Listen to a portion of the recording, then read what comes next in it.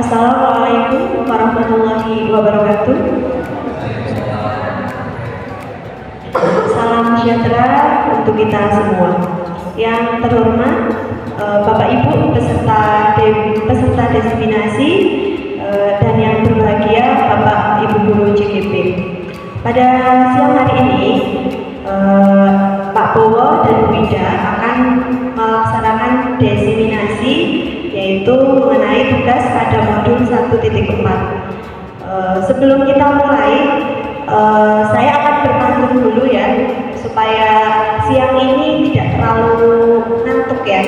Jadi nanti tolong dicakepin ya, meskipun nggak cakep tolong dicakepin ya. Jalan-jalan ke sebuah kota, tidak lupa membeli buku gambar. Bapak Ibu guru hebat dan berbahagia, mari sukseskan Merdeka Belajar. Ya, sebelum mulai acara, saya akan buka acara ini dengan bacaan basmalah bersama. Bagi yang beragama selain Muslim untuk mengikuti. Kita mulai bacaan basmalah bersama. Bismillahirrahmanirrahim.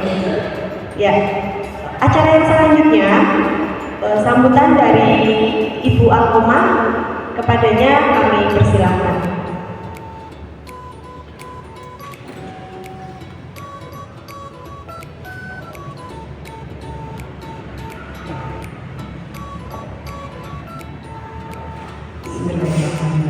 Assalamualaikum warahmatullahi wabarakatuh. Bapak Ibu yang kami hormati, tak lupa Bapak Kepala Sekolah SMP Negeri 2 Wonosobo yang kami hormati pula. Ini dari sekolah sangat mengapresiasi sekali berkaitan dengan kegiatan calon guru penggerak di angkatan 11 ini, di mana pada kegiatan siang hari ini kedua CGP kita, yaitu Pak Arfianto Dwi Prabowo dan juga Bu Ida Dianarisa, akan melaksanakan kegiatan yaitu diseminasi. Salah satu daripada diseminasi ini adalah sebuah tugas yang harus dilengkapi oleh CGP, sehingga pada dasarnya untuk kegiatan CGP ini akan berlangsung dengan lancar dan juga di sini akan mendapatkan yang terbaik.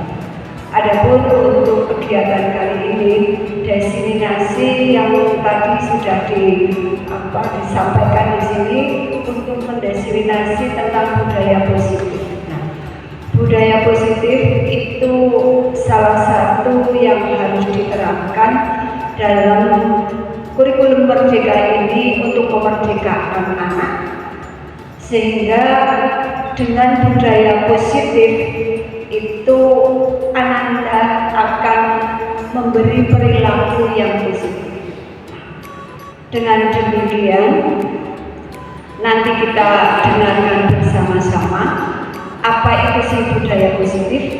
Itu yang akan mengedukasi kita yang mungkin belum paham benar tentang budaya positif di dalam penerapannya, baik di kelas maupun di sekolah. Nah, kami dari sekolah mendukung penuh.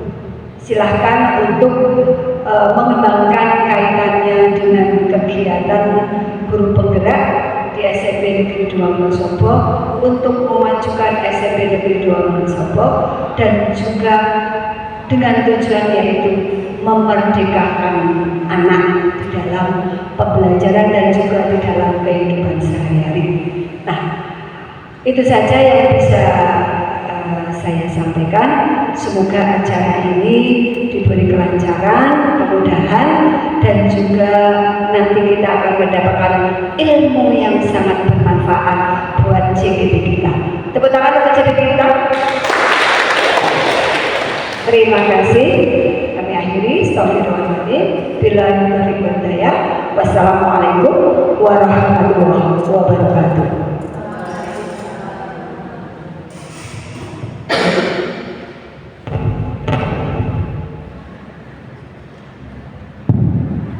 Terima kasih Ibu Alroma atas sambutannya, kemudian terima kasih atas dukungannya baik secara moral maupun material. Jadi untuk Bapak Ibu CGP di sini lebih bersemangat dan benar-benar fokus untuk melaksanakan seluruh rangkaian kegiatan CGP yang nantinya akan berjalan sampai dengan bulan Desember. Ya, baik Bapak Ibu sekalian, acara inti pada hari ini yaitu diseminasi budaya positif. Sambutan atau presentasi yang pertama akan disampaikan oleh Ibu Ida Diana Riza. Kepada beliau kami persilakan.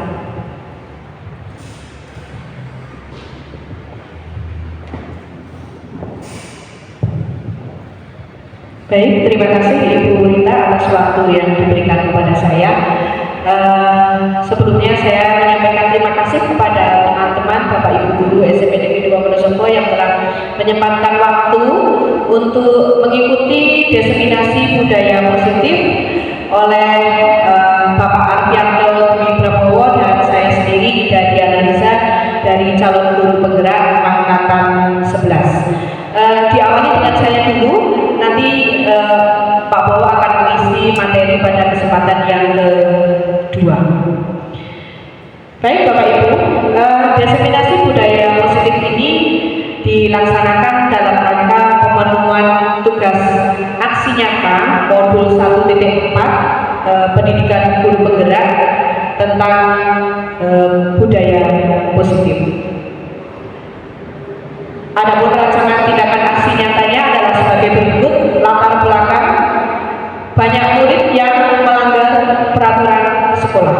Kemudian yang kedua, tujuannya adalah mewujudkan pelajar dengan profil pelajar Pancasila.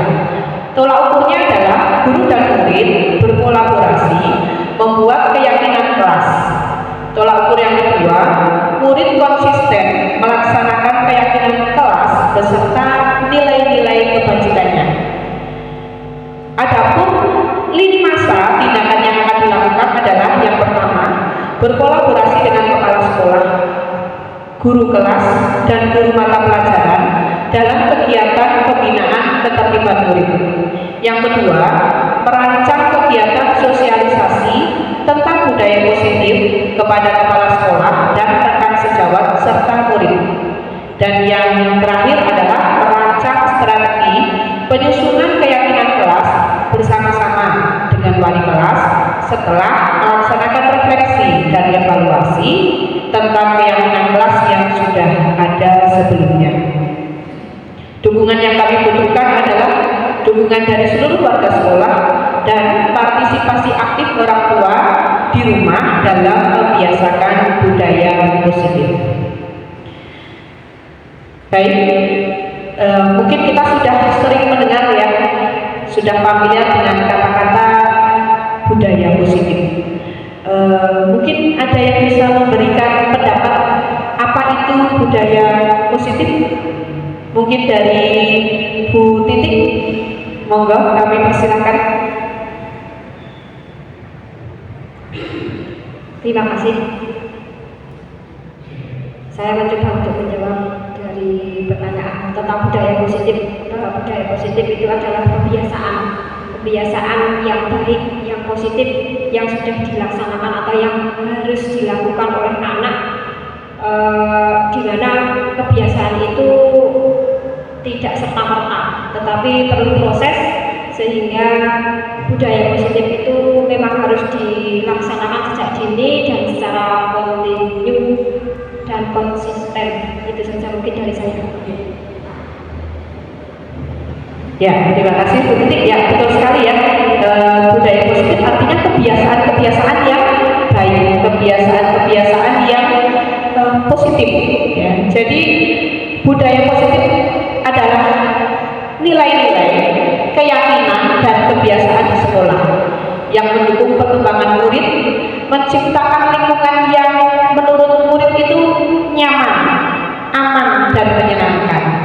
Tujuannya tidak lain adalah untuk menumbuhkan karakter anak agar mereka dapat menjadi manusia dan anggota masyarakat yang baik. Nah, budaya positif itu sendiri konsepnya ada 8. Jadi, konsep budaya positif yang pertama adalah perubahan paradigma belajar.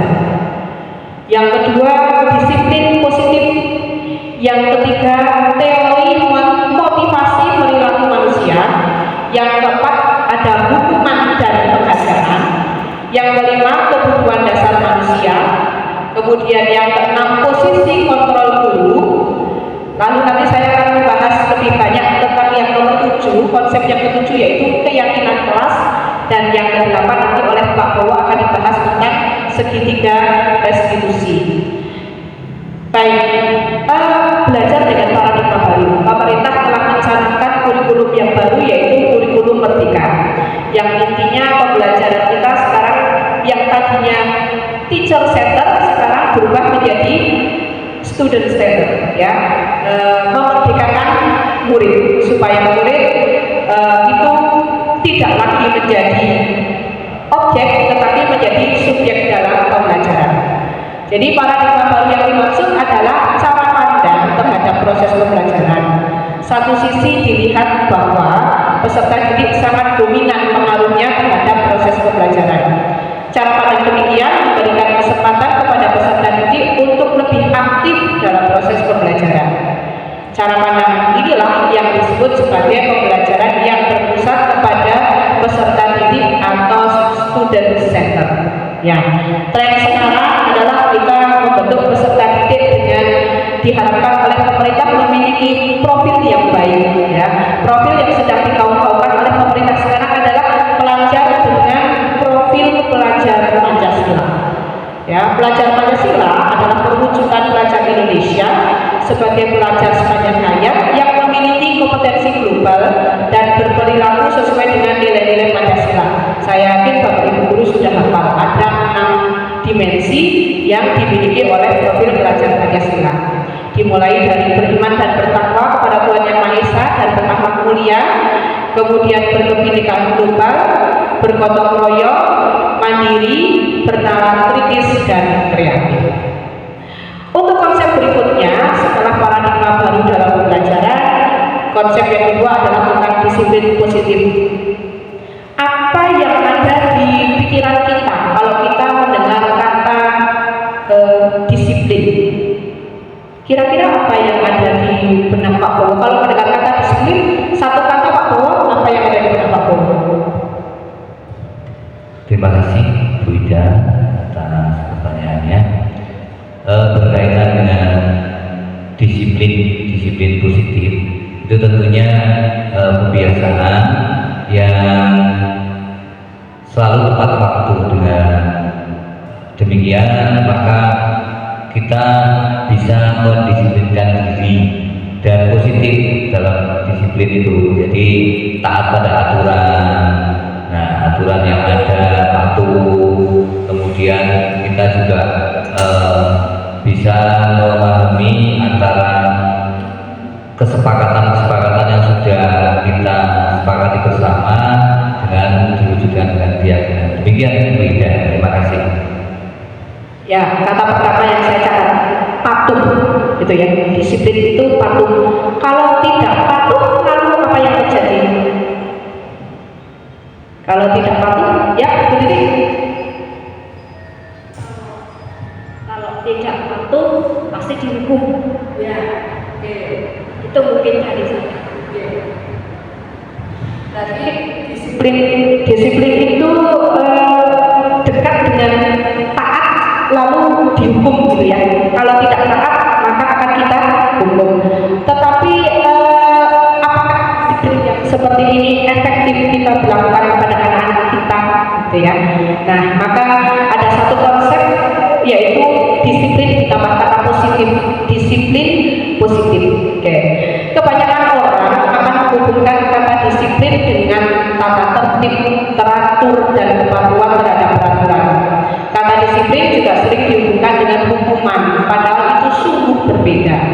Karena belajar tentang disiplin positif tidak harus dengan memberi hukuman, ya. Justru itu adalah salah satu alternatif terakhir, dan bila perlu jangan digunakan.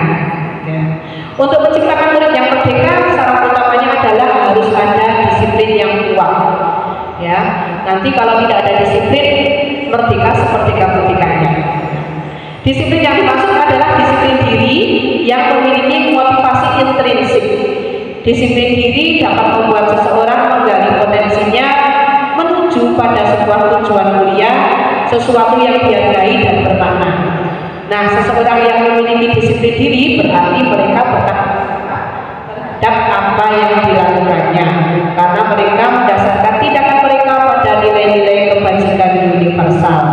Sebagai pendidik, tujuan kita adalah menciptakan anak-anak yang memiliki disiplin diri sehingga mereka bisa berperilaku dengan mengacu pada nilai-nilai kebajikan universal, tetapi motivasinya intrinsik, bukan ekstrinsik. Mengutip quotes dari Ki Hajar Dewantara, ya. Ki Hajar Dewantara menyatakan, di mana ada kemerdekaan, disitulah harus ada disiplin yang kuat.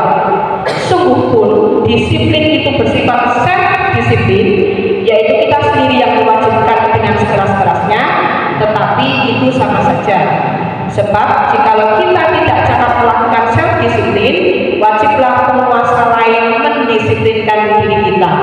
Dan peraturan demikian itulah harus ada di dalam suasana yang merdeka.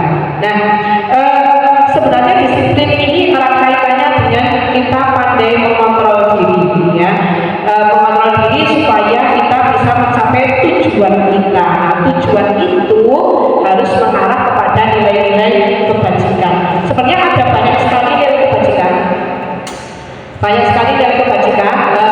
Salah satunya saya kutip, ini adalah nilai kebajikan yang berasal dari The Virtus Project. Ya, ini saya kutip satu saja.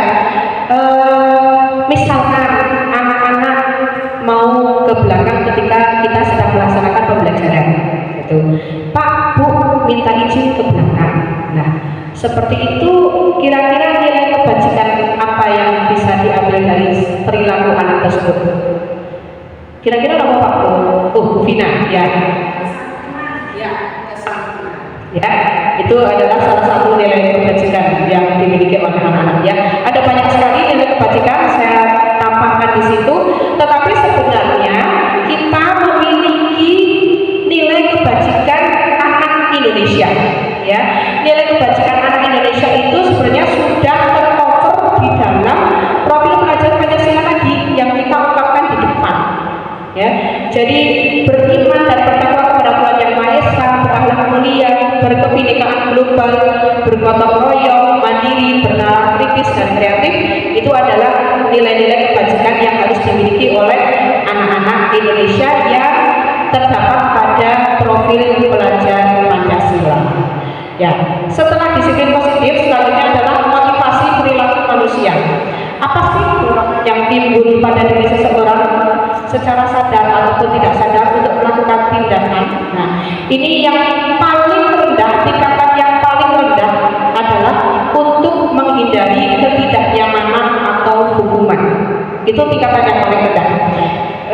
Biasanya dia bertanya, apa ya yang akan terjadi kalau saya tidak melakukannya? Nah, karena takut akan hukuman, maka motivasinya adalah untuk menghindari ketidaknyamanan atau hukuman. Lalu satu tingkat naik ke atasnya adalah untuk mendapatkan imbalan atau penghargaan dari orang lain. Dan yang level tertinggi motivasi perilaku manusia tertinggi adalah untuk menjadi orang yang mereka inginkan dan menghargai diri dengan nilai yang mereka percaya. Nah, ini yang kita inginkan ada pada anak-anak kita, sehingga perilaku mereka itu motivasinya bukan dari luar tetapi dari dalam diri, karena mereka sangat menghargai diri dengan nilai-nilai yang mereka percaya. Konsep selanjutnya, apa itu hukuman dan penghargaan? Ya, kalau hukuman, nah ini biasanya masih kita lakukan disebutkan tidak lagi itu biasanya tidak terencana, tiba-tiba anak melakukan kesalahan, sehingga di situ anak merasa tidak dilibatkan. Nah, di situ akan merasa menyakitkan bagi anak. Anak merasa sakit, tidak nyaman, merasa takut, kemudian merasa dipaksa, sehingga mereka suka menyembunyikan kesalahan dan murid menjadi rendah diri. Nah, lawan dari hukuman adalah penghargaan. Nah, untuk anak yang berprestasi biasanya kita berikan penghargaan, tapi penghargaan ini sifatnya tidak efektif, merusak hubungan, mematikan kreativitas, menghukum dengan sistem ranking dan merampas hak menghargai dirinya. Nah, konsep kedisiplinan yang seperti ini disebut dengan konsep kedisiplinan dengan identitas yang gagal. Nah, bagaimana yang baik? Yang baik adalah kita menegakkan disiplin dalam bentuk konsekuensi. Karena dengan memberikan konsekuensi di situ sudah terencana, sudah disepakati dengan anak-anak, sudah dibahas dan sudah disetujui. Ya. Konsekuensi ini memiliki kekuatan jangka pendek. Perlu monitoring berkelanjutan, perlu adanya stimulus dan respon, murid menghormati peraturan, lalu murid akan kehilangan waktu untuk merenungi kesalahan. Nah, lebih baik, langkah yang lebih baik adalah dengan merestitusi, karena dengan merestitusi itu murid bertanggung jawab atas perilakunya. Lalu murid juga fokus pada pemecahan masalah jangka panjang, murid menghormati dirinya dan orang lain, lalu murid dapat memegang kontrol dan bersemangat dalam memperbaiki kesalahan. Nah, kita coba. Nah, pertanyaan nomor 1, ya, biar kita terbiasa apakah kita di kelas itu memberikan hukuman atau memberikan konsekuensi. Oke, yang pertama, Pak Ardi, coba Pak Ardi, kita cek ya. Pak Ardi nomor 1 apa Pak Ardi? Hukuman, ya. Iya, betul. Mencatat 100 kali di dalam buku kalimat saya tidak akan terlambat lagi karena terlambat ke sekolah. Menurut Pak Ardi itu adalah hukuman. Oke. Kalau yang nomor 2, lari mengelilingi lapangan basket 2 kali karena terlambat hadir di sekolah. Oke, hukuman. Oke, tapi hukuman ya, tidak boleh dilaksanakan. Murid diminta untuk push up 15 kali karena tidak menggunakan masker ke sekolah. Hukuman. Oke, push up. Oke, baik kita menggantikan kertas tugas teman yang telah dicoret-coret. Boleh dilakukan berarti ya. Oke, di kelas kita boleh melaksanakan itu. Membersihkan tumpahan air di meja tulis karena tersenggol pada saat belajar. Oke, boleh berarti ya, kita laksanakan boleh. Meminta murid tidak mengenakan sepatu seharian di sekolah karena tidak mengenakan sepatu hitam. Oke, hukuman. Lalu yang ke-7, lari mengelilingi lapangan basket 2 kali karena terlambat 10 menit. Nah, ini Pak Ardi nih. Oh, Pak Ardi, konsekuensi, karena biasanya teman-teman sudah pemanasan dulu ya, tapi dia datangnya terlambat, belum ikut pemanasan, lalu disuruh menyusul. Kalau itu berarti bukan hukuman tetapi konsekuensi. Kita cek, saya punya kuncinya Bapak Ibu. Iya, cocok ya. Berarti mana yang boleh dilakukan di kelas, mana yang tidak boleh dilakukan di kelas kita.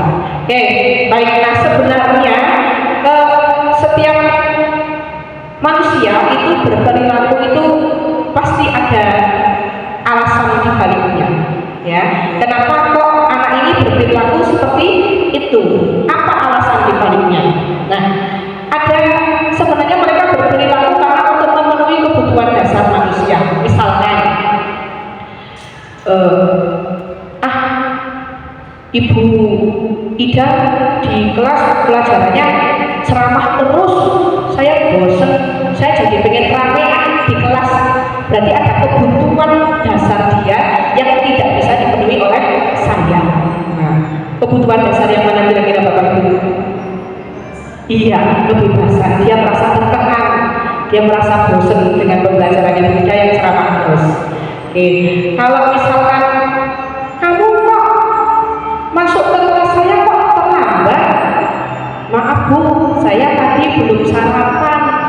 Jadi saya barusan makan dulu di kantin, baru masuk ke kelasnya Bu Ida. Maaf ya Bu Ida, saya terlambat.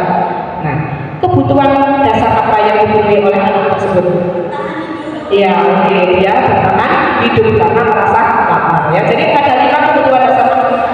Kebutuhan bertahan hidup, kasih sayang dan rasa diterima, penguasaan, kebebasan, dan kesenangan. Nah, selanjutnya 5 posisi kontrol guru. Di sini ada 5 posisi kontrol guru. Yang pertama, penghukum. Kalau guru sebagai penghukum itu biasanya nada suaranya tinggi, matanya melotot, ya. Tapi di sini biasanya dampaknya terhadap murid hasilnya adalah murid akan marah, mungkin bisa dendam dengan kita yang menghukum, dan bisa juga malah agresif, ya, memberikan feedback yang agresif terhadap kita. Yang kedua, pembuat merasa bersalah. Ini biasanya kalau pembuat merasa bersalah itu kita suaranya lebih lembut, suaranya lebih hening gitu, ya. Tetapi itu nanti murid bisa merasa bersalah, merasa menjadi orang yang gagal, dan merasa tidak sanggup membahagiakan orang lain. Yang ketiga, sebagai teman. Nah, teman ini guru lebih bersifat persuasif, kemudian tentunya murid akan merasa senang karena merasa menjadi sahabat, ya, merasa senang. Dan tetapi jeleknya murid itu bisa menjadi terlalu bergantung kepada guru. Kemudian yang keempat, posisi pemantau ya, mengawasi. Tentunya kita bertindak untuk mengawasi murid, ya. Hasilnya murid memahami konsekuensi yang harus dijalankan, tetapi guru tidak emosi. Nah, posisi yang terbaik, Pak Ibu, posisi yang terbaik adalah kita bertindak sebagai manajer, ya, di mana berbuat sesuatu bersama murid, kemudian mempersilahkan murid mempertanggungjawabkan perilakunya dan mendukung murid agar menemukan solusi atas permasalahan yang dihadapinya. Di sini guru tidak perlu marah, tidak perlu meninggikan suara, dan apalagi menunjuk-nunjuk dan berkaca pinggang. Oke. Nah, mengapa keyakinan keras? Mengapa tidak peraturan keras saja? Bahwa peraturan keras saja, tidak usah keyakinan keras. Ya. Oke. Nah, kita jawab ya. Yang pertama, Pak Ardi, ya, Pak Ardi, mengapa memiliki peraturan tentang penggunaan helm pada saat mengendarai kendaraan roda 2 atau motor? Pak Ardi, kalau naik kendaraan bermotor pakai helm enggak? Kenapa? Alasannya kenapa? Oke, supaya kalau jatuh kepalanya aman. Oke. Sorry. Bersih kalau membuang sampah pada tempatnya. Kenapa alasannya bersih?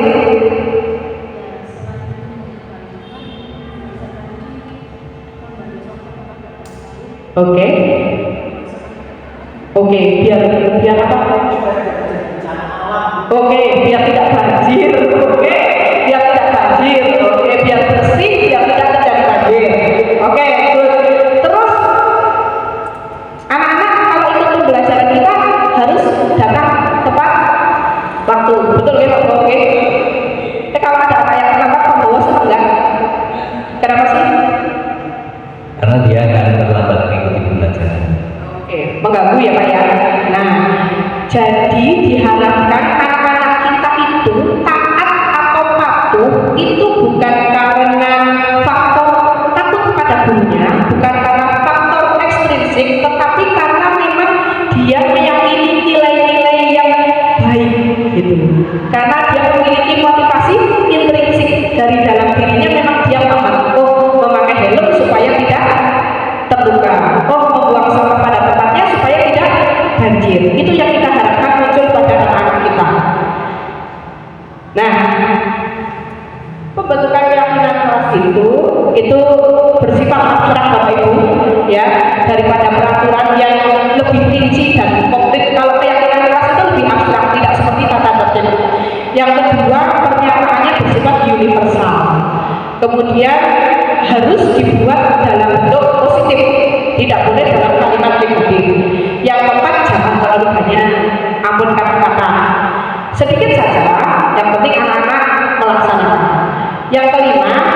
sebaiknya bisa diterapkan tentu saja. Kemudian semua warga kelas itu harus ikut dalam curah pendapat untuk berkontribusi dalam pembuatan keyakinan kelas. Kemudian kita tinjau setiap saat, kita tinjau kembali dari tuh. Oke, kita berlatih dulu ya. Untuk keyakinan kelas itu harus mengarah merujuk kepada nilai-nilai kebajikan. Nah, maka kita breaking sebentar, kita coba Bapak Ibu bisa mengarah ke nilai kebajikan atau tidak. Nilai kebajikannya apa? Nah, oke, dibaca dulu, jangan buru-buru. Pelan Bu. Oke, Bu Alkoma, kembalikan barang ke tempatnya. Kinten-kinten nilai kebajikannya apa Bu? Ini biasanya kalau di kelas kan anak taruh barang sembarangan. Tertib, oke, ada nilai kebajikan. Wah, tanggung jawab, tidak jawab. Oke, simpen ya, simpen. Yang kedua, dilarang mengganggu orang lain. Wah, ini yang di depan lagi jawab nih. Sopan santun Bu. Sopan santun, oh juga buta, agak nyatet, ganggu baik, biasanya kan. Menghormati, dikit ya. Oke, hadir di sekolah 15 menit sebelum pembelajaran dimulai. Oke. Dilarang melakukan kekerasan. Kasih sayang, harus sayang ya. Kita buka contekannya ya. Satu, betul atau tidak? Tadi jawabannya sudah bikin 1, 2, 3. Oke, kembalikan barang ke tempat. Jawab. Dilarang mengganggu orang lain, saling menghormati. Kemudian menghormati orang lain, komitmen tidak boleh melanggar. Keamanan, jangan melakukan kekerasan, saling menghormati. Masih ada lagi Bapak Ibu. Yuk cepat saja. Dilarang menggunakan kira-kira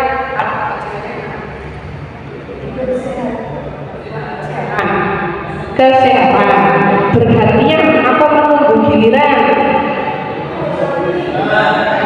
Oke, merokok, kesehatan pastilah, gunakan masker. Oh, sudah berlalu ya, gunakan masker sudah berlalu. Oke, ini dia ya.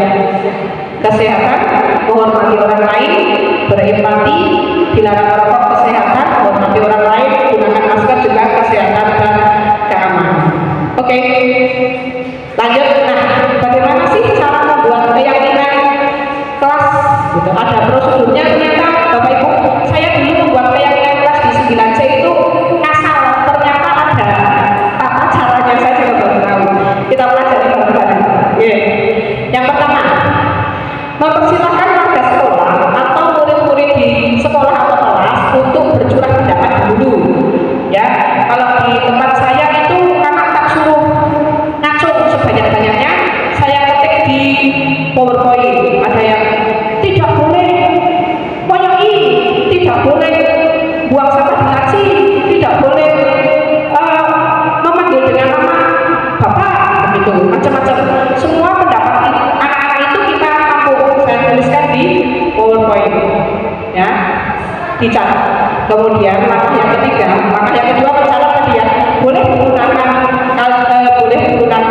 kertas besar, boleh menggunakan post-it. Kebetulan saya waktu itu cari cepatnya saja, jadi saya ketik di PPT gitu. Nah, ini yang ketiga, susunlah keyakinan kelas sesuai prosedur pembentukan keyakinan sekolah atau kelas. Gantilah kalimat-kalimat dalam bentuk negatif menjadi positif. Contohnya, jangan berlari di kelas atau koridor. Gantikan menjadi berjalanlah di kelas atau koridor. Gitu. Kemudian yang keempat, ditinjau kembali, dipositifkan, kita tinjau kembali. Jangan lupa untuk menemukan nilai kebajikan atau keyakinan yang dituju dari peraturan tersebut. Jadi setelah dipositifkan, anak-anak diajak untuk menemukan nilai kebajikan yang ada dari poin-poin yang sudah dituliskan. kelima, mungkin akan ada beberapa peraturan yang sama. Misalkan jangan bergurau waktu pembelajaran, jangan tidur waktu pembelajaran. Nah, untuk peraturan-peraturan yang sama itu kita satukan, kita tinjau, kita jadikan satu. Nah, sebaiknya keyakinan sekolah atau kelas tidak terlalu banyak, bisa berkisar antara 3 sampai 7 prinsip atau keyakinan. Bila mana terlalu banyak, maka warga kelas akan sulit mengingatnya dan akibatnya sulit untuk dijalankan. Oke. Nah, setelah keyakinan sekolah atau kelas selesai dibuat, maka semua warga kelas dipersilakan meninjau ulang dan menyetujuinya dengan menandatangani keyakinan sekolah atau kelas tersebut, termasuk guru dan semua warga atau murid. Nah, selanjutnya keyakinan sekolah atau kelas bisa dilekatkan di dinding kelas di tempat yang mudah dilihat oleh warga kelas. Ya, ini aksi nyata yang saya lakukan di kelas 9C, Bapak Ibu. Ini adalah tahap cukup pendapat. Ya, ketika anak-anak menyuarakan pendapat di kelas dengan cara tunjuk jari, lalu saya tuangkan di PowerPoint di dalam kelas. Nah, ini hasil curah pendapat dari kelas 9C, ada 10 poin. Ya, di situ kalau Bapak Ibu lihat masih ada kalimat negatifnya. Tidak boleh, tidak boleh, tidak. Nah, itu tidak boleh ya Bu dalam keyakinan kelas. Maka kita positifkan. Ada tahap mempositifkan kalimat sehingga menjadi seperti ini. Nah, yang tadi tidak boleh merusak diganti menjaga fasilitas, tidak membuang sampah di laci diganti menjaga kebersihan laci gitu. Tidak membuli teman saya ganti dengan menyayangi teman. Tuh. Nah, untuk yang sama kalau Bapak Ibu perhatikan kan ada beberapa aturan yang sama ya. Nah, untuk aturan yang sama itu kita satukan sehingga kita menentukan nilai kebajikan dulu, jangan sampai terlupa angka ini ya.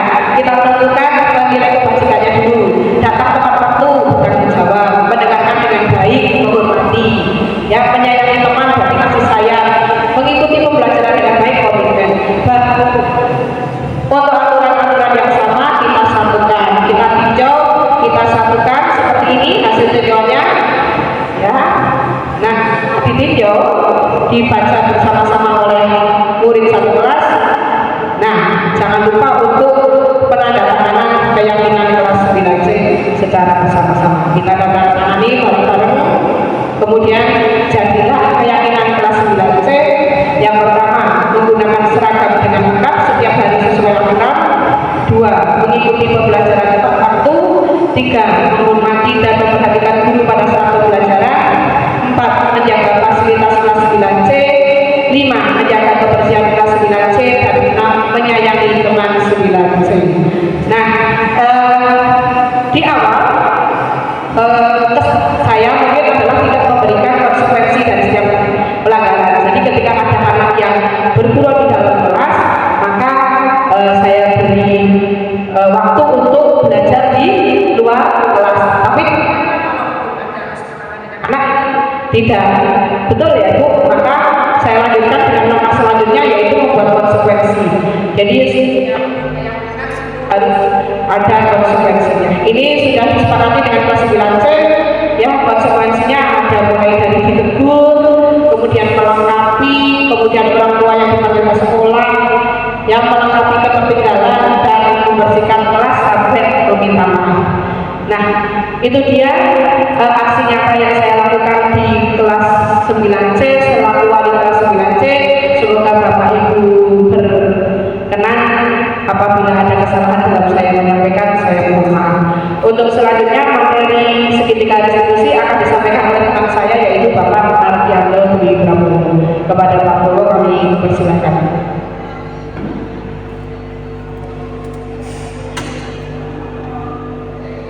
Terima kasih Bu Ida atas waktunya untuk presentasi yang kedua berkaitan dengan segitiga restitusi.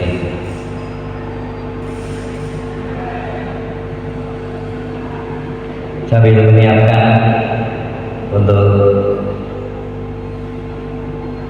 segitiga institusi. Bagaimana kalau kita SDG itu sudah lagi berdiri, maka dulu Bapak berdiri. Oke. Kita akan menyanyi lagu anak-anak. Oke. Bapak Ibu insya Allah hafal semua. Topi saya Bunda, topi saya.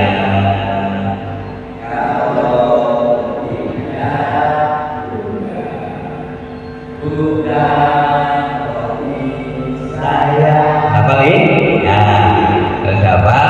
Sekarang yang pertama topinya tidak usah bersuara. Enggak boleh ngomong, enggak boleh. Topinya enggak boleh bersuara. Saya Bunda, Bunda, saya Bunda, bukan saya Zat. Ya, nanti yang salah hukumannya duduk. Nah, yang salah hukumannya duduk. Jadi tidak boleh ada hukuman. Tidak boleh ada hukuman. Ya, tidak boleh. Konsekuensi saja. Siap, G? 1, 2, 3. Saya Bunda, Bunda, saya kau tidak Bunda, bukan saya. Duduk ya. Sekarang saya yang diam, topinya sekarang disebutkan bersuara. Bukan. 1, 2, 3. Bunda, Bunda, topi. Kalau tidak Bunda, bukan topi. Ya, terima kasih. Oke, saya lanjutkan untuk yang kedua, diseminasi budaya positif. Saya Adianto Prabowo, CGP Angkatan 11 dari SMP Negeri 2 Wonosobo. Segitiga restitusi.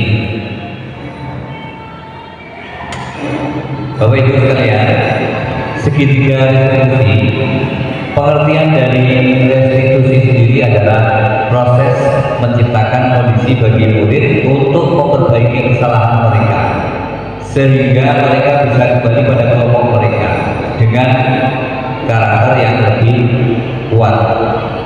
Ya.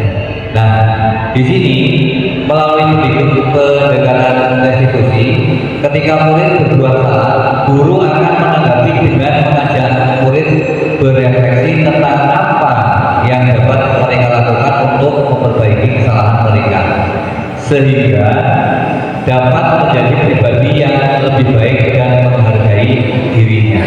Jadi Bapak Ibu sekalian, sebenarnya Bapak Ibu sering sekali menjumpai kejadian-kejadian di sekolah kita berkaitan dengan restitusi ini.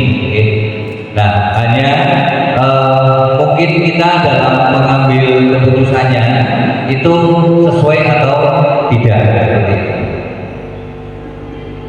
Nah, di sini Bapak Ibu sekalian, jadi segitiga restitusi itu yang pertama adalah menstabilkan identitas.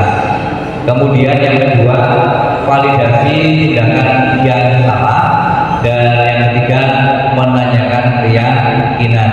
Nah, langkahnya untuk yang pertama adalah menstabilkan identitas. Itu teori kontrolnya, kita semua akan melakukan hal terbaik yang bisa kita lakukan. Kemudian yang kedua, validasi tindakan yang salah. Teori kontrolnya, semua perilaku memiliki alasan. Kemudian langkah yang ketiga adalah menanyakan keyakinan.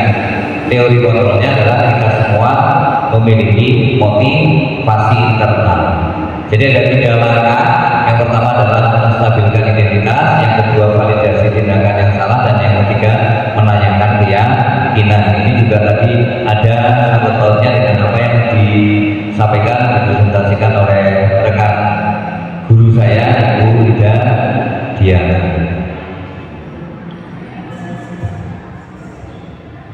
Satu, menstabilkan identitas.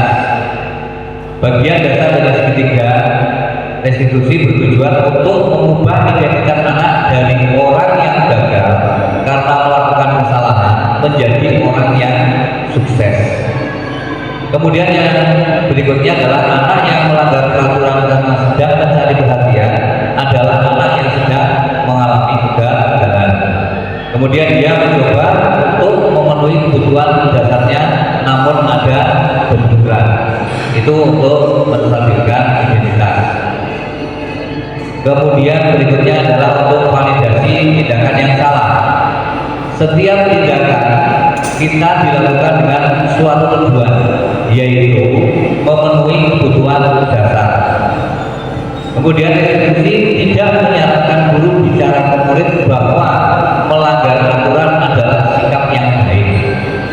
Tapi dalam restitusi guru harus memahami alasannya dan paham bahwa setiap orang pasti akan melakukan yang terbaik di waktu tertentu. Yang ketiga adalah menanyakan keyakinan. Ketika identitas sukses telah tercapai, yaitu langkah 1, dan tingkah laku yang salah telah divalidasi, langkah 2, maka anak akan siap untuk dihubungkan dengan nilai-nilai yang dia percaya dan berpindah menjadi orang yang dia inginkan. Setelah melakukan 3 langkah segitiga restitusi, maka dapat dilanjutkan dengan menanyakan bagian cara anak mempertanggungjawabkan kesalahan yang telah ia perbuat. Di sini guru menuntut agar anak berhasil memperbaiki kesalahannya. Jadi proses ini memang untuk menanyakan keyakinan itu ada langkah 1, langkah 2, dan juga setelah itu kemudian langkah 3.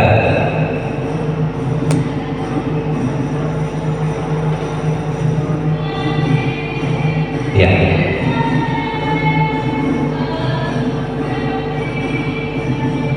Bapak Ibu sekalian, setelah kita diskusi bersama dari hal ini, Bapak Ibu baca sekalian ya di sini. Untuk yang pertama, hukuman dapat mendisiplinkan anak. Kemudian 2, memberi penghargaan dapat meningkatkan motivasi belajar anak. Kemudian yang ketiga, guru harus mampu memberikan solusi. Kemudian yang keempat, guru berperan sebagai teman yang baik bagi murid. Ini ya.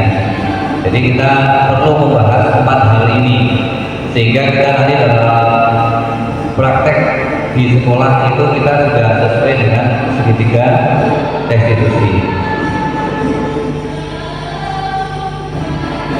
Ya. Ini nanti akan saya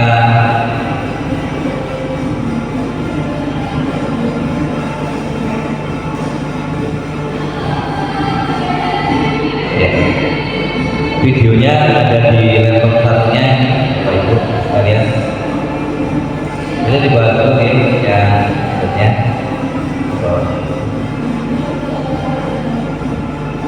Ya, coba Bapak Ibu sekalian kita berdiskusi bersama. Untuk yang pertama ini, hukuman dapat mendisiplinkan anak. Setuju nggak Bapak Ibu? Coba Bu Ida. Baik Pak Bowo, terima kasih atas waktu yang diberikan kepada saya. Untuk pernyataan yang pertama, hukuman dapat mendisiplinkan anak. Menurut saya pernyataan yang pertama itu kurang tepat karena motivasi yang dimiliki oleh anak berarti tidak dari dalam diri, tetapi karena dia takut mendapatkan hukuman. Bahkan mungkin hasil yang didapatkan artinya anak tidak menjadi patuh, tidak menjadi taat, tetapi mungkin malah justru akan timbul sikap marah gitu ya, marah atau mungkin justru bertindak agresif terhadap Terima kasih Bu Ida, jawaban yang luar biasa. Jadi memang hukuman itu tidak selalu harus bisa mendisiplinkan anak ya. Justru malah dari hukuman itu akan merasa dia itu traumatik itu bisa jadi seperti itu. Kemudian yang kedua, penghargaan dapat meningkatkan motivasi belajar anak. Setuju nggak? Kalau menurut Bu Vina gimana? Oke, terima kasih. Memberi penghargaan dapat meningkatkan motivasi belajar anak tidak sepenuhnya setuju, karena mungkin hanya sekian persen saja dana yang diberi penghargaan kemudian meningkatkan motivasi. Bisa juga jika dia diberi penghargaan terus dia merasa puas. Jika merasa puas kan akhirnya terus berhenti untuk belajar sehingga malah menurunkan kreativitas. Dengan pemberi penghargaan itu juga kadang membuat anak iri atau semakin melemahkan anak yang lain. Jadi kurang setuju untuk memberi penghargaan dapat meningkatkan motivasi belajar. Terima kasih Bu Vina. Betul sekali Bu Vina, jawaban yang luar biasa. Jadi memberikan penghargaan itu justru bisa juga meracuni anak karena terbiasa dia mendapatkan penghargaan, dia jadi ketagihan. Suatu saat apabila dia tidak diberi penghargaan, maka dia akan menurun motivasi untuk belajarnya. Kemudian yang ketiga, guru harus mampu memberikan solusi. Solusi yang bagaimana? Coba Bu Titi, bagaimana? Guru harus mampu memberikan solusi.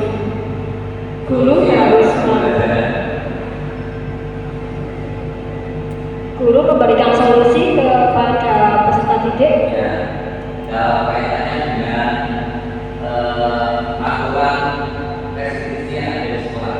Contohnya, misalnya anak sudah melakukan pelajaran di sekolah, kemudian kira-kira solusi dari Bu Titi bagaimana agar anak itu tidak melakukan hal yang sama.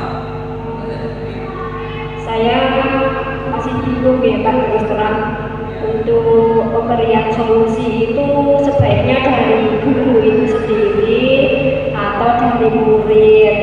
Terus tadi juga menurut Bu Vina penghargaan itu tidak semestinya benar. Kalau menurut saya penghargaan itu perlu ya Pak, perlu menurut saya. Itu saja, terima kasih. Terima kasih Bu Titi. Jadi kaitannya dengan guru harus mampu memberikan solusi itu ada kaitannya juga dengan pertanyaan yang kedua, memberikan penghargaan dapat meningkatkan motivasi belajar anak. Kalau tadi Bu Vina menyampaikan ya perlu juga ada penghargaan, tetapi tidak harus selalu. Kalau Bu Titi juga menyampaikan ya perlu mendapatkan penghargaan agar menjadi motivasi untuk anak. Jadi guru harus memberikan solusi. Kira-kira manfaat tidak contohnya dalam hal penghargaan ini untuk anak? Ya, boleh menambahkan, silakan Bu Ida. Baik Pak Om, untuk pernyataan yang nomor 3 ya, guru harus mampu memberikan solusi. Kalau menurut saya sih guru itu kita sebagai guru tugasnya adalah mendorong anak supaya anak itu bisa menemukan solusi sendiri. Gitu. Tetapi tetap dalam menemukan solusinya, anak itu harus tetap dibimbing oleh kita selaku guru. Gitu. Mungkin seperti itu Pak Om, kalau saya boleh menambahkan. Terima kasih. Pak Ardi, ada tambahan lagi Pak Ardi? Silakan Pak Ardi. Saya hanya menambahkan saja untuk pernyataan nomor 3 ini sangat menarik sekali. Guru harus mampu memberikan solusi. Mungkin kita kembali ke segitiga restitusi yang sudah dibahas oleh Pak Boga tadi, bahwa yang pertama jangan wajibnya, yang kedua validitas, yang ketiga tentunya sudah ada keyakinan kelas atau kesepakatan kelas, yaitu menanyakan keyakinan kelas. itu untuk pemecahan masalah antara guru dengan siswa yang sudah disepakati. Itu Pak Bowo mungkin. Oke, terima kasih sekali Pak Ardi. Ya boleh kita silakan menambahkan untuk yang ketiga. Ya Pak Bowo, saya menambahkan tadi dari teman-teman sudah banyak menyampaikan. Cuma di sini saya agak menggaris kembali kalimat harus. Guru harus mampu memberikan solusi. Nah, menurut saya tidak setuju karena kan pembelajaran itu harusnya berpusat pada murid. Jadi student center ya Pak. Jadi tidak seharusnya atau tidak harus banget guru itu memiliki solusi. Bisa saja mungkin solusi dari murid, tetapi nanti Bapak Ibu guru menebali atau mempertebal apa yang dimaksud oleh murid tersebut. Tapi tidak seharusnya atau tidak harus banget guru itu memiliki solusi. Bisa saja mungkin solusi dari murid, karena kita kembali lagi bahwa pembelajaran kita adalah student center. Terima kasih Pak Bowo. Terima kasih Bu Rita. Ya, dari Bu Titi, Bu Vina, Bu Ida, Pak Ardi, dan Bu Rita sangat luar biasa. Dan di sini ini ya hikmah dari kita berdiskusi bersama.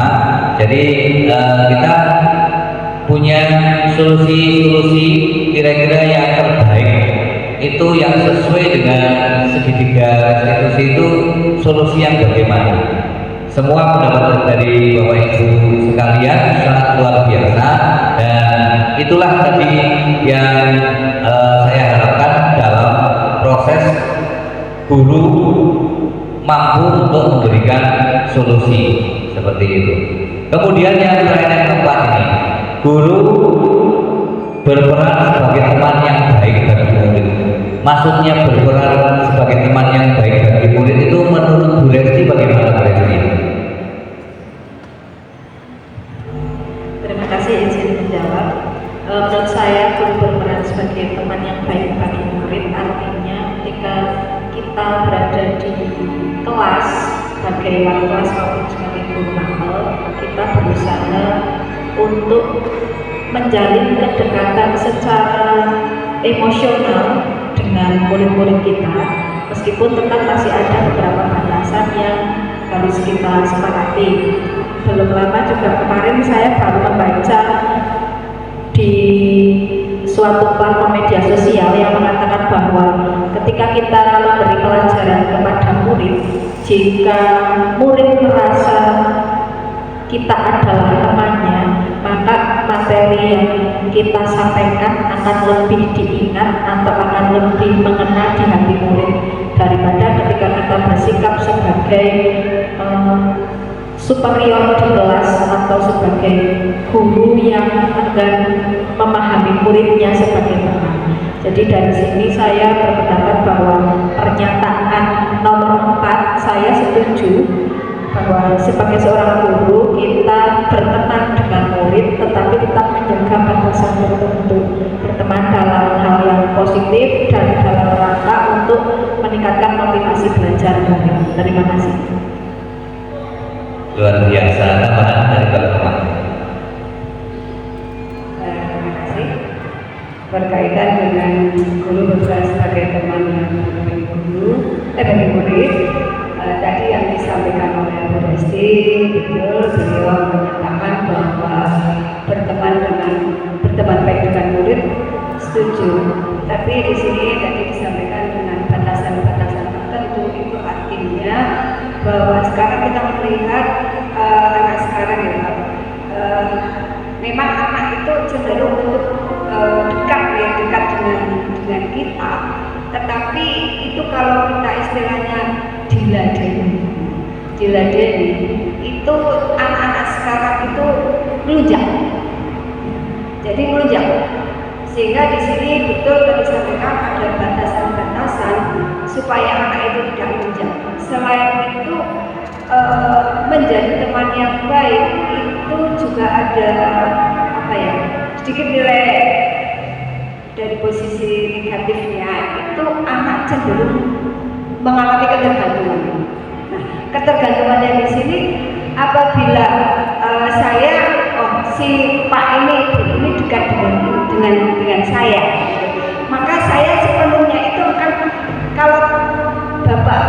menunggu dia istilahnya oke, baik dengan saya, maka akan saya beri. Tetapi kadang anak juga sama yang lain tidak sebaik itu, maka anak menimbulkan yaitu tadi ketergantungan. Nah, dari ketergantungan juga dari sisi negatifnya anak jadi tidak terbangun mau berubah seperti apa gitu, mau berubah yang lebih baik itu harus tergantung. Demikian yang bisa saya sampaikan. Terima kasih Bu Alkoma, jawaban yang luar biasa yang support dari Bu Hesti dan Bu Alkoma. Pada prinsipnya bahwa guru berperan sebagai teman yang baik bagi murid, setuju beliau. Kemudian tapi ada batasan-batasan tertentu. Jadi kita boleh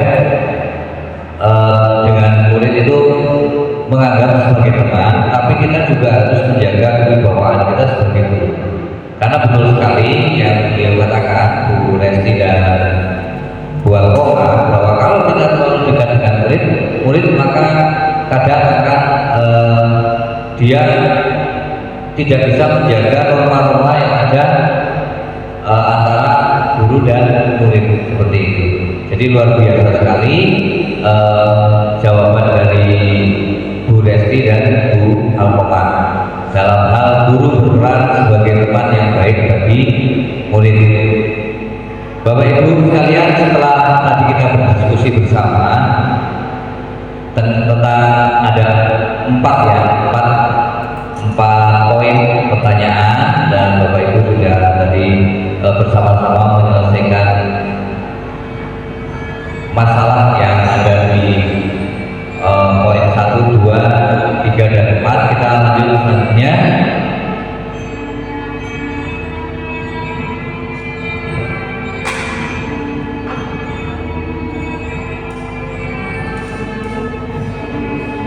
Ya, jadi di sini akan saya tayangkan untuk satu video.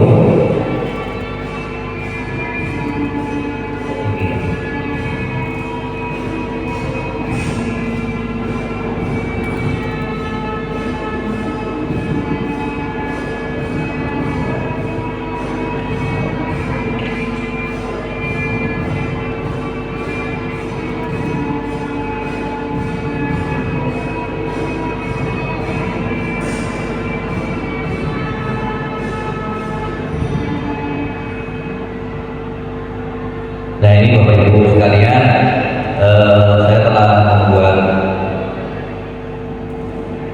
PPT ya dari awal berkaitan dengan ya tak potong sih ya. Nah, ini segitiga diskusi Bapak Ibu. Jadi dalam pembuatan ini saya berdiskusi dengan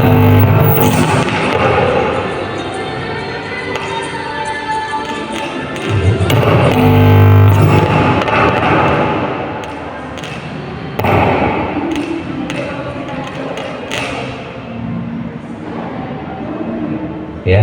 Jadi ini untuk masalah yang kedua adalah validasi tindakan yang salah ya.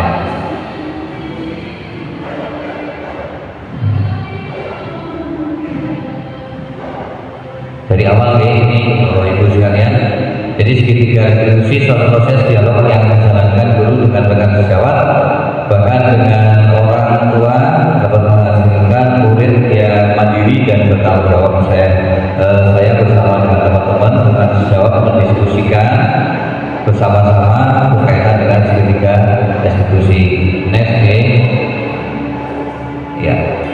Nah, tahapan segitiga diskusi meliputi menstabilkan identitas seperti yang tadi saya paparkan di PPT yang pertama, kemudian validasi tindakan yang salah dan menanyakan keyakinan. Next. Ini untuk menstabilkan, yang pertama menstabilkan identitas. Jadi pernah kami ada suatu kasus yang pertama peserta didik itu terlambat mengikuti pelajaran pada saat pagi hari. Setelah itu peserta didik yang bersangkutan saya persilakan masuk mengikuti pembelajaran, tapi pada saat jam istirahat peserta didik yang bersangkutan untuk bertemu saya, kemudian mendiskusikan berkaitan dengan menstabilkan identitas, itu bagian dasar dan juga tujuan untuk mengubah identitas anak dari orang yang gagal karena melakukan kesalahan menjadi orang yang sukses. Demikian.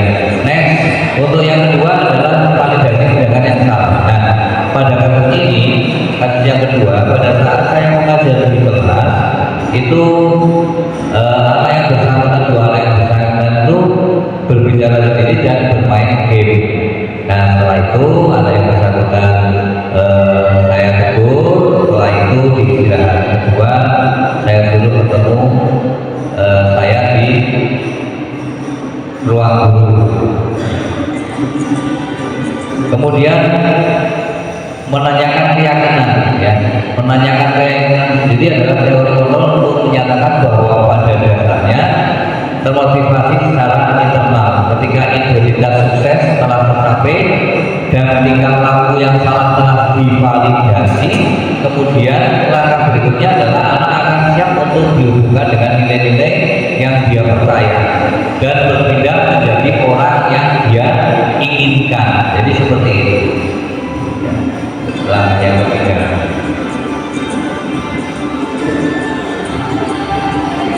nah berikutnya adalah skenario kasus satu ya. Jadi pada saat anak masuk ke sekolah, setelah itu anak menyampaikan bahwa alasan keterlambatannya apa. Setelah alasannya sudah disampaikan, baru anak saya persilakan untuk duduk mengikuti pelajaran bersama dengan teman-temannya. Nah, ini video yang sudah saya buat pada saat kasus pertama anak terlambat masuk di kelas. Nah, ini anak-anak pada saat saya sedang presentasi, kemudian setelah itu doa, terus memberikan ice breaking pada anak-anak sebentar.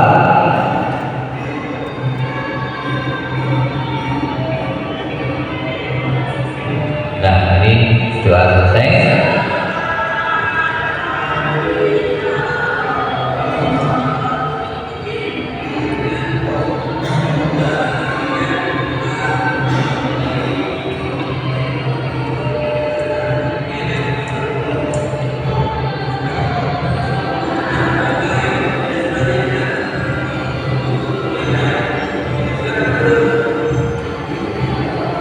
Ya, tiba-tiba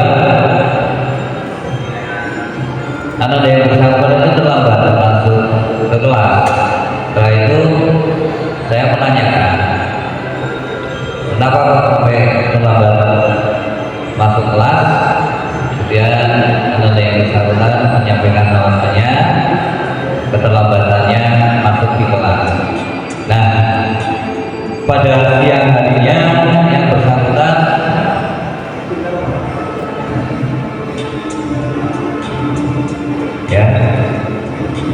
untuk bisa bertemu dengan saya untuk menanyakan ini. Disinilah validasi saya tanyakan kepada anak yang bersangkutan. Nah, dalam validasi ini tentunya kita harus benar-benar tahu persis pokok persoalannya yang bersangkutan itu kenapa sampai terlambat. Dan yang bersangkutan ini tidak cuma pada saat pembelajaran saya masuk kelas, tetapi pada pembelajaran Bapak Ibu yang lain juga terlambat. Nah, seperti kasus di sini ternyata yang bersangkutan itu keterlambatannya itu karena sebelum berangkat dia harus membantu orang tuanya dulu untuk menyiapkan dagangan yang akan dibawa oleh orang tuanya seperti itu. Nah, ini contoh video untuk kasus yang pertama.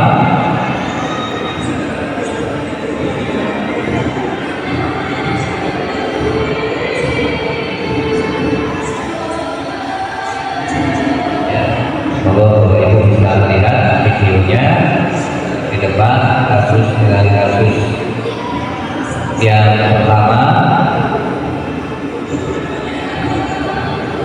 juga menanyakan untuk kedepannya bagaimana agar tidak terlambat masuk kelas lagi, ya gitu.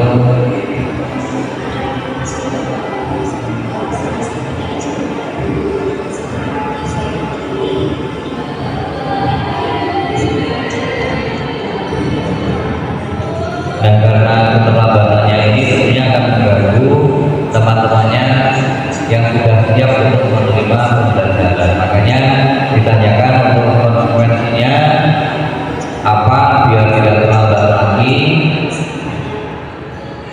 Setelah itu menanyakan kesepakatan pada akhirnya kemudian dihubungkan dengan keyakinan.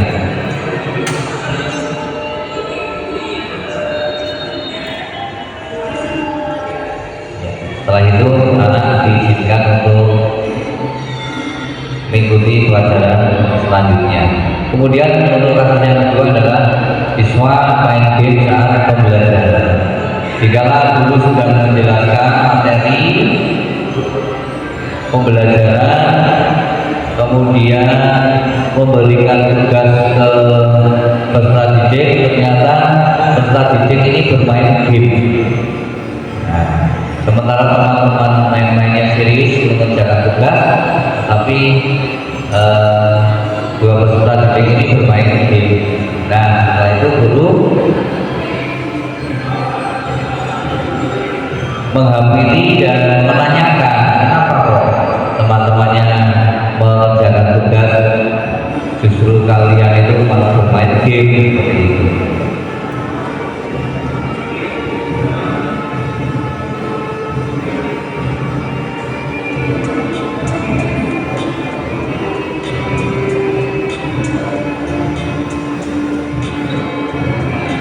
Nah, dalam hal ini untuk menyelesaikan masalahnya sama dengan kasus yang pertama, ya. Ananda dua ananda yang bersangkutan itu kita panggil, kemudian kita berdiskusi bersama dua peserta didik ini untuk penyelesaian untuk segitiga restitusinya.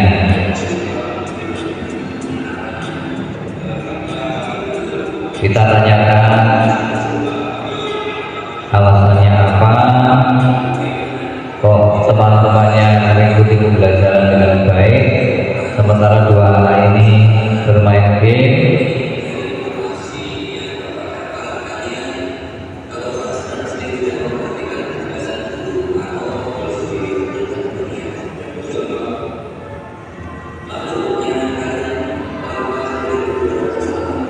Kita tanyakan kepada dua peserta didik ini, yang sudah dilakukan itu benar atau salah. Ternyata memang dua peserta didik ini sudah terbiasa, jadi pada saat sampai di rumah bermain game sampai malam, kemudian belum selesai dilanjutkan di sekolah seperti itu.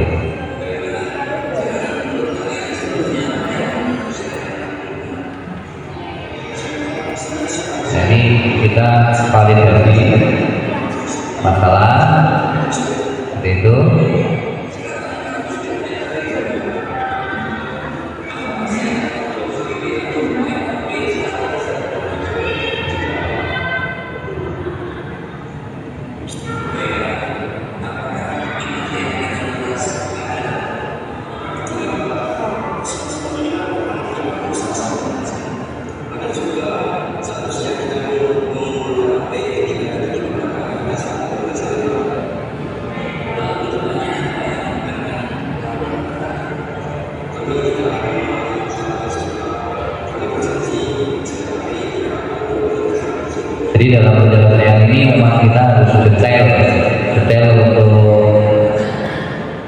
menyelesaikan masalah peserta didik, sehingga peserta didik itu tahu bahwa tindakan yang mereka lakukan itu salah, dan jangan sampai kita dalam penyelesaian masalah ini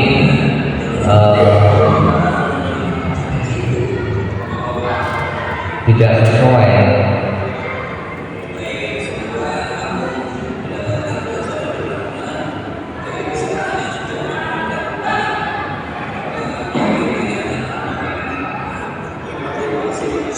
Ya, kita tetap harus bisa memotivasi anak untuk tidak melakukan hal yang serupa. Ya, setelah itu anak diizinkan lagi untuk kembali ke kelas.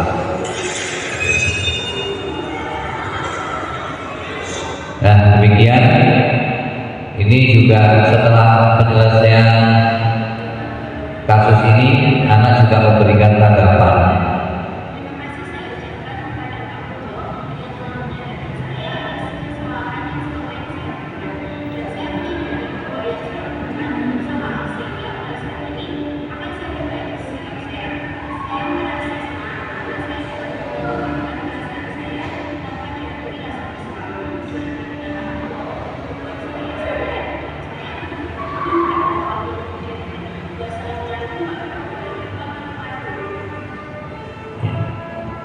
Tanggapan siswa juga positif ya, jadi positif dengan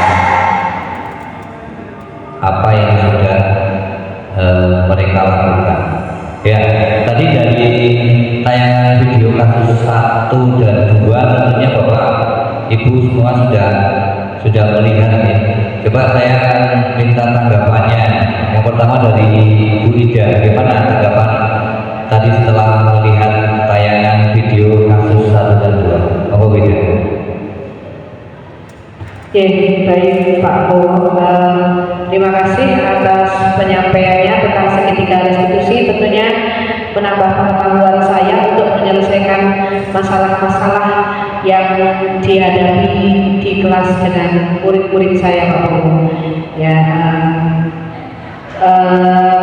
tentunya kedepannya mungkin akan banyak perubahan yang saya lakukan di kelas, terutama dalam menangani anak-anak yang melanggar keyakinan kelas, begitu ya. Berarti sudah tidak istilahnya marah-marah lagi, sudah tidak memberikan hukuman lagi, begitu. Tetapi Pak Bowo ada mungkin, maaf saya pemateri di sini, tetapi juga ingin bertanya, mungkin teman-teman yang lain juga bisa memberikan bantuannya untuk langkah segitiga restitusi Pak Bowo. Apakah diperbolehkan misalkan yang membuat masalah di kelas ini ada 2 orang siswa di kelas kita membuat masalah, tetapi kita memberikan restitusinya itu berbarengan? Apakah boleh berbarengan ataukah harus sendiri-sendiri? Mungkin itu tadi melihat videonya Pak Bowo jadi terbersit pertanyaan, begitu. Matur nuwun, terima kasih Pak Bowo. Terima kasih Bu Ida atas tanggapannya berkaitan dengan video kasus 1 dan 2. Jadi begini Bu Ida, memang untuk kasus yang kedua itu kebetulan yang bermain game itu 2 anak, kemudian dalam hal ini kami itu memanggil langsung 2 anak yang bersangkutan saya panggil, kemudian saya tanyakan bersama-sama kaitannya dengan mengapa kok 2 anak ini bermain game. Nah, ternyata anak yang bersangkutan itu malam itu sudah mabar bareng, kemudian diselesaikan di kelas juga bersama-sama, karena kebetulan 2 anak ini senang bermain Mobile Legends seperti itu. Nah, itu tanggapan saya. Mungkin ada tanggapan dari teman yang lainnya berkaitan dengan tanggapan dari Ananda yang kemarin ini kebetulan pada saat pembelajaran itu bermain game bersama-sama. Gitu. Bu Vina, bagaimana menurut Bu Vina? Oke, terima kasih sekali. Video tadi sungguh menginspirasi dan mungkin itu yang perlu kita semua sebagai guru yang belajar, karena selama ini kita itu lebih banyak posisinya biasanya sebagai penghukum.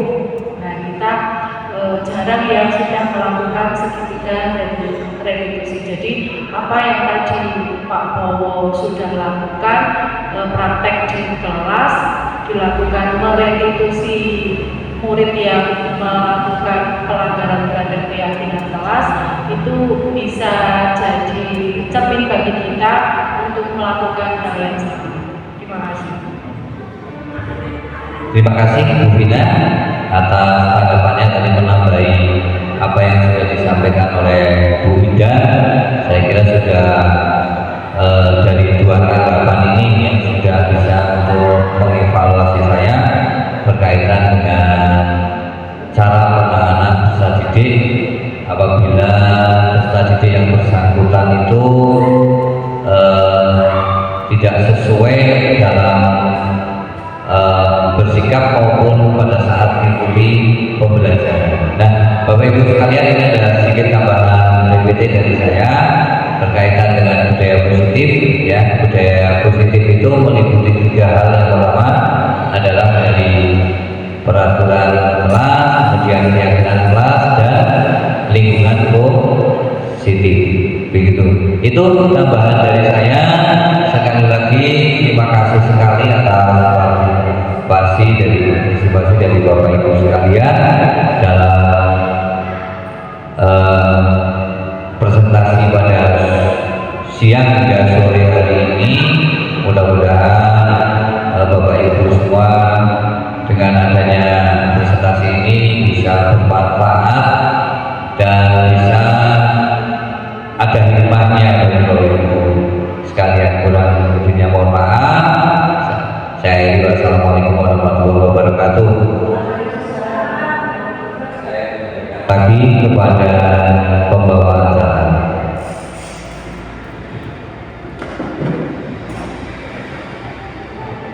Luar biasa sekali. Beri tepuk tangan untuk Bapak Bowo. Luar biasa. Ternyata selama ini apa yang sudah kita lakukan ternyata menjadi guru yang kurang baik ya.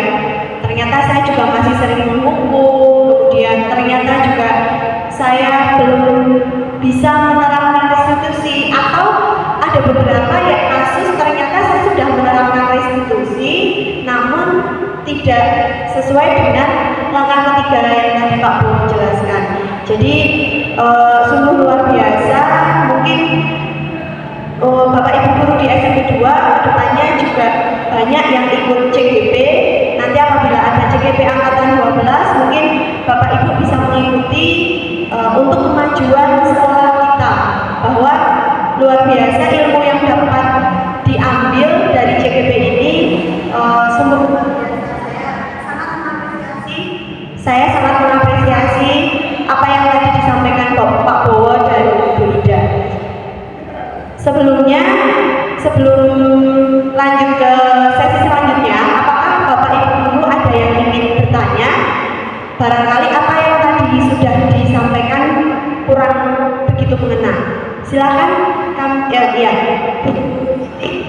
silakan Ibu. Oke, terima kasih waktunya. Sharing ya, Bu Ida dan Pak Bowo, barangkali di kesempatan kali ini memang benar-benar dibutuhkan sekali, terutama saya yang belum tahu apa-apa tentang disiplin positif. Berkaitan dengan disiplin positif, kalau tadi sudah disampaikan sama Pak Bowo dan Bu Ida, sedikit mengulas yang disampaikan tadi di awal oleh Bu Ida. Mungkin nanti bisa dijawab oleh mereka berdua. Di antaranya gini, tadi kok saya sangat tertarik di mana posisi ini berkaitan dengan nanti kan disiplin positif ya. Berkaitan dengan disiplin positif, apakah kita sebagai guru itu kan harus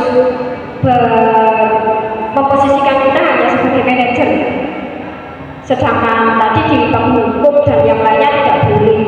Nah, nanti mohon penjelasan apakah boleh di kasus-kasus tertentu itu posisi kita tidak hanya sebagai manajer tetapi sebagai posisi yang lain, karena memang kasus-kasus itu tidak harus atau tidak bisa ditangani di posisi manajer. Dan berkaitan dengan hal itu, apakah sesuai dengan pendisiplinan positif untuk setiap anak pada posisi yang tidak manajer itu? Terima kasih Bu Ida dan Pak Bowo.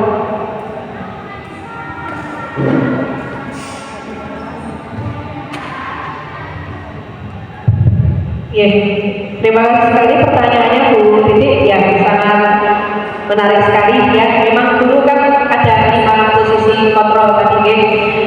Apakah dalam setiap permasalahan anak-anak itu kita harus berposisi sebagai manajer gitu ya. Nah, kebetulan ini kasus yang sedang saya hadapi di kelas saya wali kelas 9C. Memang ada satu anak yang luar biasa gitu ya, luar biasa, sering mengganggu jalannya pembelajaran Bapak Ibu. Jadi tidak bisa fokus, tidak bisa tenang, membuat gaduh di dalam kelas gitu. Memang tidak semua permasalahan anak itu kita memposisikan diri kita sebagai manajer ya.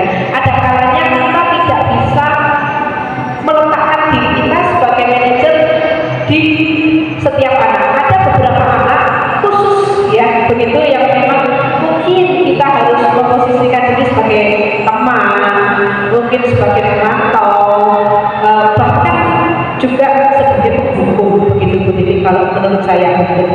Tetapi tetap arahnya ya, walaupun sekarang kita berposisi sebagai penghukum, sekarang kita berposisi sebagai pemantau, tetapi harapannya tetap nanti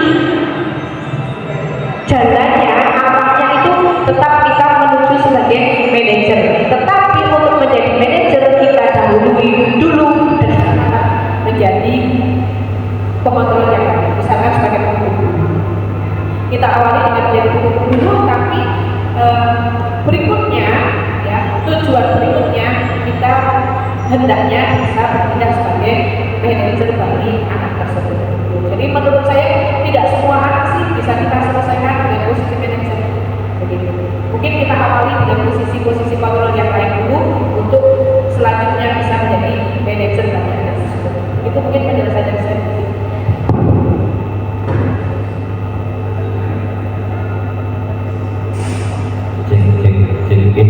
Terima kasih. Pertanyaan yang luar biasa. Saya cuma menanggapi jawaban apa yang sudah disampaikan oleh Bu Ida. Benar sekali bahwa dalam hal ini ada 5 posisi kontrol. Yang pertama itu penghukum, yang kedua pembuat rasa bersalah, yang ketiga teman, atau yang keempat pemantau dan manajer. Nah, dalam hal ini pengertian saya manajer itu dia sebagai pemantau saja. Jadi kemarin pada saat saya mengikuti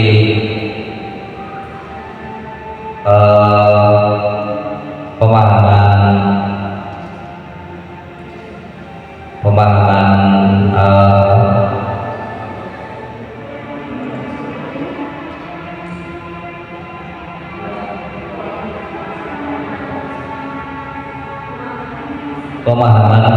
elaborasi, di situ ada kasus yang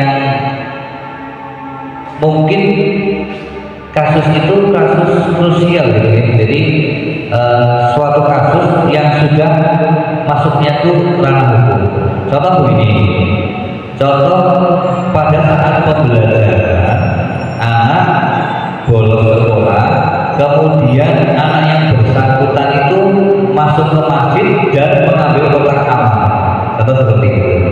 Nah itu kan kalau kita berperan sebagai manajer, kita tidak bisa menyelesaikan masalah anak yang bersangkutan, karena anak yang bersangkutan itu sudah melakukan masalah yang sangat kompleks. Nah maka dari itu, maka sekolah akan mencari solusi bagaimana agar anak yang bersangkutan itu bisa terselesaikan masalahnya.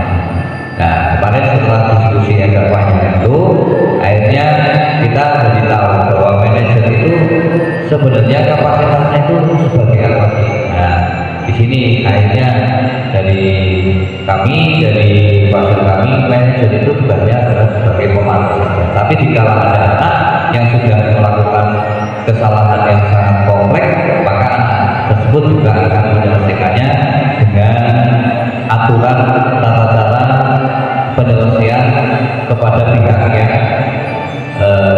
bersangkutan seperti itu. Nah, itu Bu Titi tambahan jawaban saya atas pertanyaan jenengan yang tadi sudah dijawab oleh Bu Ida. Demikian Bu Titi. Oke, sama-sama Bu Titi. Monggo Bu Rita. Ya, luar biasa.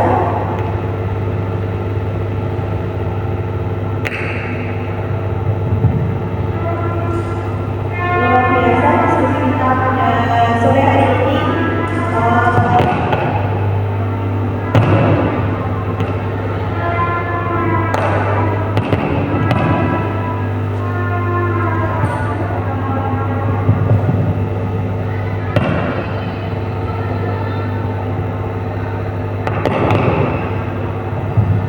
Luar biasa diskusi kita pada sore hari ini, sampai kita kalau masih ada waktu tuh pengennya masih diskusi lagi ya, tapi waktunya sudah sore.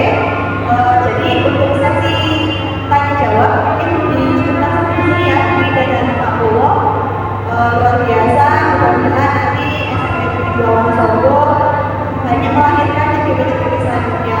Mungkin nanti di angkatan 12 Bapak Ibu SMP Negeri 2 Wonosobo banyak yang berperan dalam CGP. Ya, sekian saya akhiri. Saya selaku pembawa acara di sini.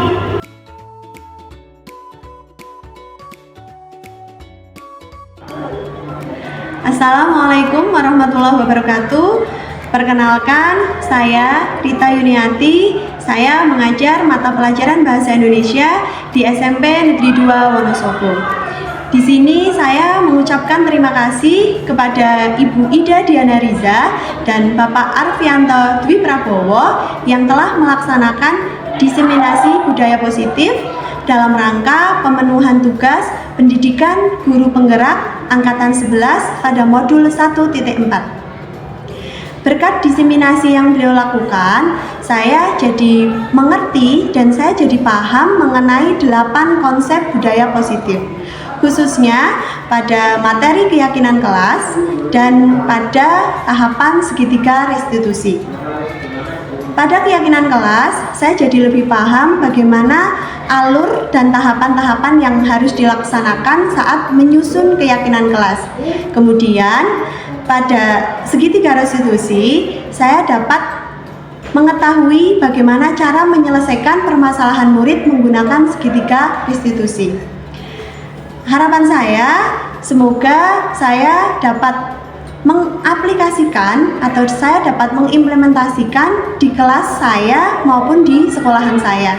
Harapan saya dapat mewujudkan pembelajaran yang menuntun dan dapat memerdekakan murid. Saya juga berharap supaya saya dapat menjadi guru yang kehadirannya dirindukan oleh murid-murid saya. Terima kasih. Wassalamualaikum warahmatullahi wabarakatuh.